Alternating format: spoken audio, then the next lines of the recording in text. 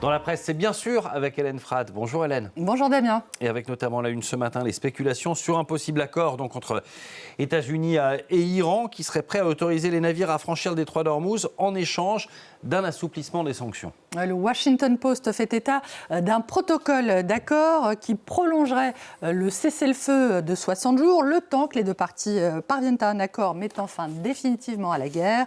Le New York Times, qui cite, lui, de hauts responsables américains, parle d'un accord de paix qui se rapproche et de négociations supplémentaires, notamment, vous l'avez évoqué, sur les modalités engageant l'Iran à se débarrasser de son uranium hautement enrichi. Le Wall Street Journal s'inquiète déjà que l'administration Trump autorise l'Iran à se renflouer et demande de ne pas lui accorder d'allègement immédiat des sanctions parce que, je cite, sauver un tel régime constituerait une véritable trahison, je cite toujours, non seulement des intérêts américains, mais également de ceux des Iraniens. Le site panarabe basé à Londres, Middle East Eye, évoque toutefois des signes de friction entre Washington et Téhéran, notamment sur un cessez-le-feu au Liban, en raison des pressions d'Israël qui demandent l'autorisation de pouvoir continuer à y mener des opérations militaires en réponse à ce qu'ils considèrent comme des menaces. Quel commentaire justement, Hélène, du côté de la presse libanaise et de la presse israélienne ? Alors, L'Orient le Jour, le quotidien libanais, parle d'un accord de tous les dangers. La question du Liban pouvant, selon lui, faire tout capoter, car Téhéran veut qu'un éventuel cessez-le-feu soit réellement appliqué partout, tandis qu'Israël veut conserver son droit à se défendre. Le journal libanais estime que la déclaration d'intention est pour l'instant largement favorable à l'Iran, mais se demande si Téhéran sacrifiera cet avantage pour défendre coûte que coûte les intérêts du Hezbollah.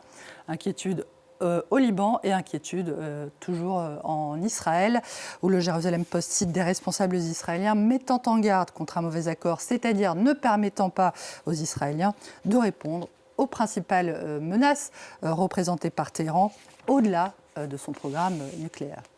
On part en Turquie également dans cette revue de presse où la police a pris d'assaut hier Ankara le siège du CHP, le principal parti d'opposition, pour en déloger ses dirigeants. Daily Sabah, qui est un quotidien turc anglophone officiel, affirme que c'est Kemal Kılıçdaroğlu, l'ancien leader du CHP, qui a demandé lui-même l'expulsion de son successeur, Özgür Özel, après que celui-ci a été destitué par les autorités judiciaires jeudi dernier.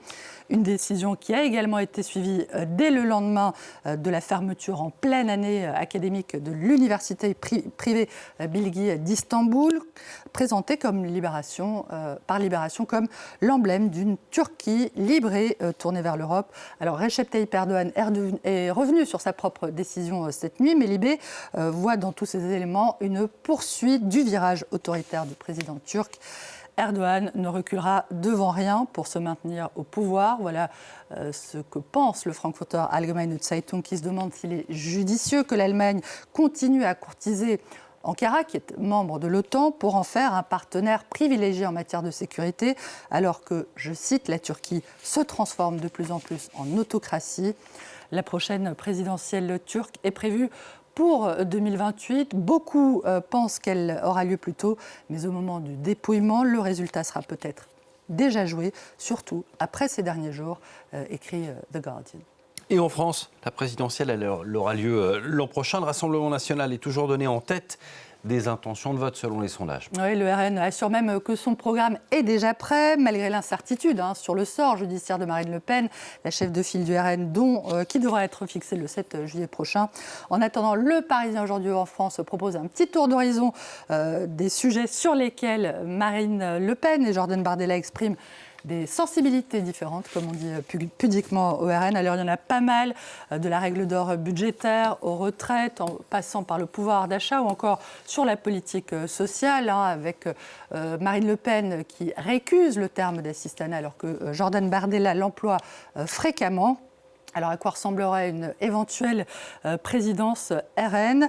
Dans les Pyrénées-Orientales, les victoires aux municipales d'un candidat RN à Rivesaltes et d'un autre qui a des convictions pétainistes à Elne donnent un aperçu de la façon dont l'extrême droite aborde la question de l'histoire avec un grand H, à lire avec cette enquête du Monde sur les attaques de ces municipalités contre plusieurs sites mémoriel dans cette région qui a été marquée notamment par l'arrivée massive des rapatriés d'Algérie dans les années 60.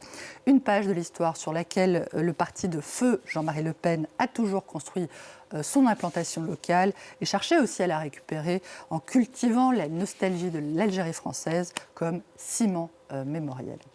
Allez, un mot, Hélène, pour finir, d'une étude édifiante relayée par la presse britannique ce matin. Oui, mesdames, si vous voulez faire carrière à Hollywood, sachez que les statistiques montrent qu'il vaut mieux être un homme, un acteur prénommé Chris, ou même un animal qui parle, plutôt qu'une femme de 60 ans. C'est la conclusion d'une campagne appelée Âge sans limite, qui a constaté que sur les 100 films ayant réalisé les plus gros succès au box-office ces 3 dernières années, eh bien, seulement 5, comme les 5 doigts de la main, ont mis en vedette une femme de plus de 60 ans. 5 films, c'est un de moins que se mettant en scène un acteur nommé Chris. Chris Pratt dans Les Gardiens de la Galaxie, je ne sais pas lequel est-ce, ou Chris Pine dans Donjons et Dragons. C'est aussi 4 fois moins de films que de longs métrages donnant donc la vedette à un animal parlant, Dogman, Kung Fu Panda ou encore Paddington au Pérou. Citée par The Guardian, la grande actrice britannique Emma Thompson, 67 ans, a commenté cette enquête. Je la cite. Les femmes représentent la moitié de la population et nous vieillissons. Les femmes âgées existent déjà dans le monde. Le cinéma doit simplement s'adapter. Et pas seulement le cinéma. Et pas le cinéma seulement, oui, en effet, les téléspectateurs aussi. Merci beaucoup.